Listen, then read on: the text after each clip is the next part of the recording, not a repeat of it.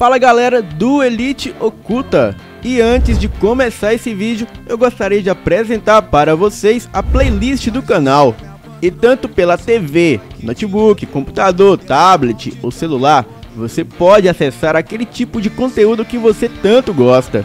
E na nossa playlist temos uma sequência de vídeos só de lobisomem, saci, mula sem cabeça, mapinguari, aquele tipo de conteúdo que você tanto gosta. E também o novo quadro de lendas urbanas, que é o novo quadro do canal Elite Oculta. E falando em lendas urbanas, não deixem de acompanhar esse quadro que tá insano, e temos vídeos toda terça e quinta ao meio-dia e no sábado às 20 horas. Agora chega de enrolação e bora para o vídeo.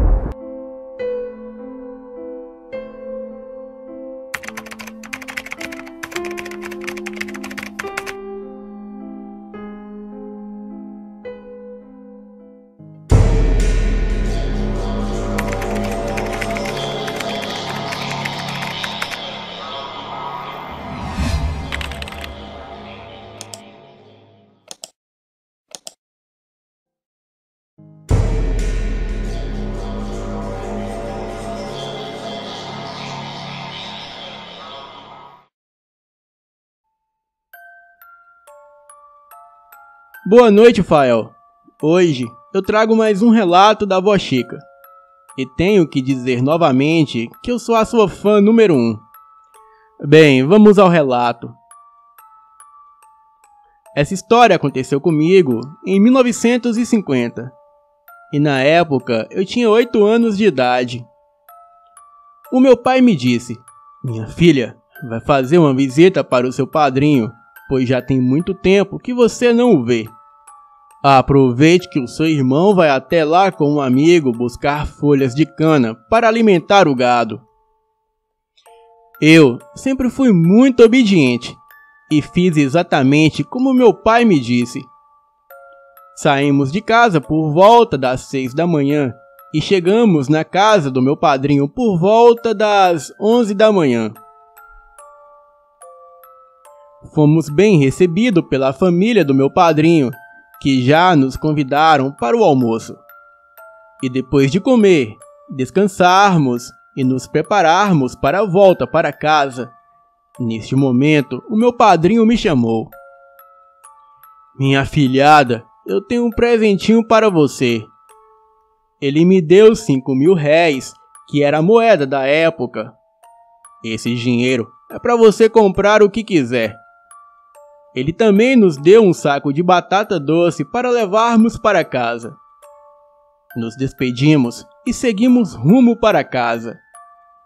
No caminho de volta, um dos animais caiu com a carga e eu continuei caminhando com o meu jumentinho. O meu irmão disse: "Olha, não desça a serra sozinha, espere por nós, pois precisamos levantar o animal para seguir viagem." Eu continuei o meu caminho e não esperei por eles, e continuei descendo a serra sozinha. Neste percurso que eu estava sozinha, surgiu em minha frente um homem todo de branco e de braços abertos. Eu fiquei com tanto medo que eu queria me esconder debaixo do meu animal, e eu senti um arrepio como se os meus cabelos estivessem todos levantados. E do mesmo modo que o homem de branco apareceu, ele logo sumiu. E mesmo com medo, eu segui caminhando, cheguei em uma porteira que estava fechada.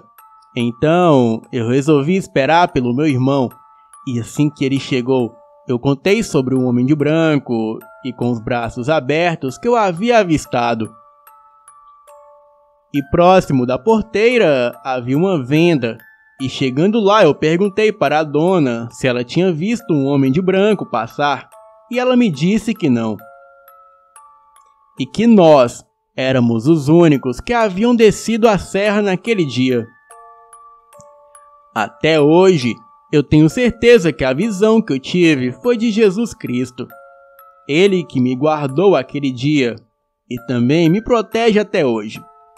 Bem, é como diz aquele velho e bom ditado: quem tem fé não morre pagão.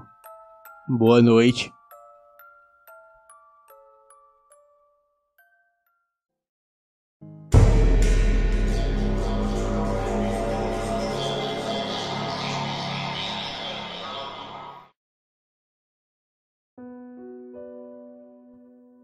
Este fato foi o meu avô que me contou, e fiquei impressionada com o que aconteceu.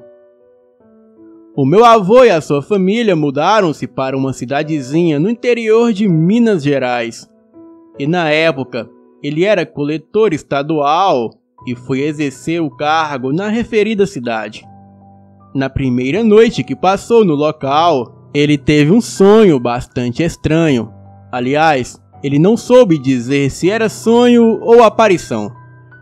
E na visão que ele teve durante o sonho, ou não, ele viu um caixão e nele estava depositado o corpo de um rapaz.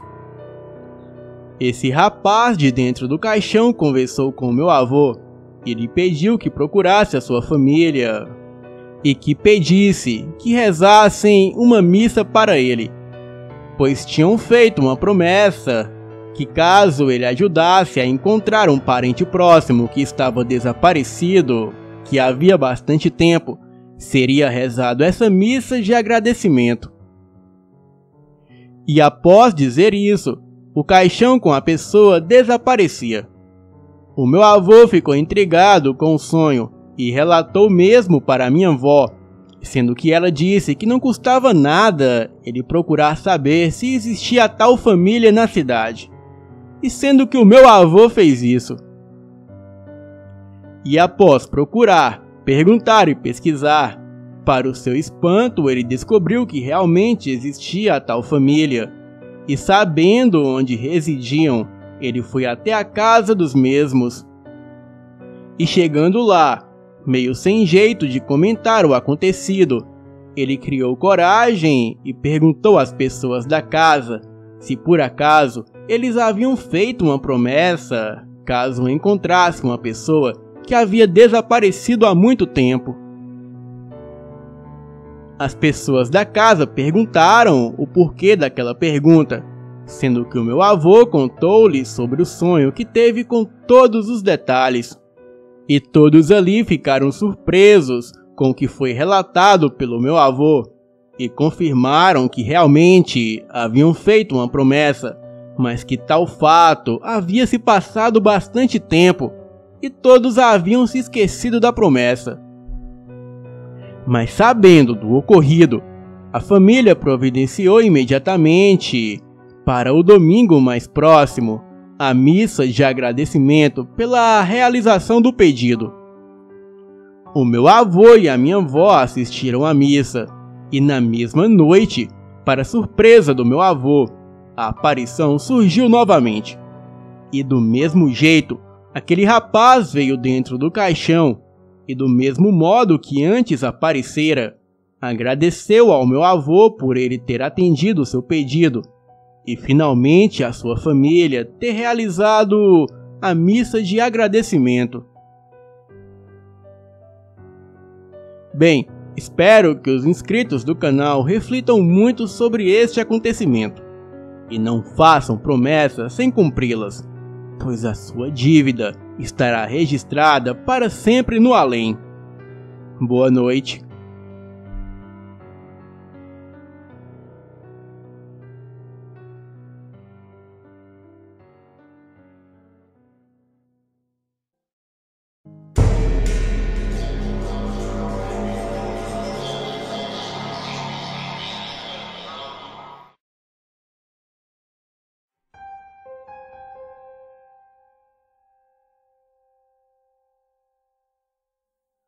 Boa noite. Essa história foi me contada pela minha falecida avó, e mesmo não se passando comigo, para mim foi muito marcante. Tanto que toda vez que eu me lembro, eu até fico arrepiado. Bem, eu contarei aqui com as suas palavras. Eu e a minha família morávamos numa casa enorme, na rua Capitão Macedo, no bairro Vila Mariana. Uma casa antiga e muito grande, onde morava uma família nos fundos e a minha casa ficava na frente. Eu tinha uns 7 anos na época. Era meados de 1960. O meu quarto era enorme e eu morria de medo de dormir naquela escuridão, tanto que o meu pai colocava sempre uma vela no candelabro para não ficar totalmente no escuro. Os meus pais dormiam num quarto maior, junto com a minha irmãzinha, que na época deveria ter 3 anos. Tanto que ela dormia num berço. Essa casa sempre fazia uns barulhos estranhos, ora na cozinha, ora nas escadas, como se alguém tivesse pisando nelas. Até aí tudo bem, nada de excepcional. Mas teve uma noite que estava ocorrendo uma tempestade com muitas trovoadas fortes. O meu pai sabia que eu me borrava de medo com trovões, tanto que ele me convidou para dormir no quarto dele, onde eu fui para o berço da minha irmã e ela foi dormir na cama deles. Eu lembro que estava dormindo no sono pesado, quando um reflexo de um relâmpago me acordou, e quando eu olho para frente, eu vejo um vulto passar pelo vitrô da janela, ali no terreiro, na parte de fora da casa. Era o vulto de um homem que andava envergado com longos braços, e sua cabeça tinha um grande focinho, em formato de uma cabeça de cachorro.